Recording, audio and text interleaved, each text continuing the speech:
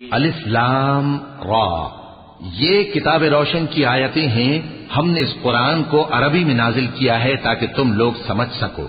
اے پیغمبر، ہم اس قرآن کے ذریعے سے جو ہم نے تمہاری طرف بھیجا ہے تمہیں ایک نہایت اچھا قصہ سناتے ہیں، اور تم اس سے پہلے بے خبر تھے.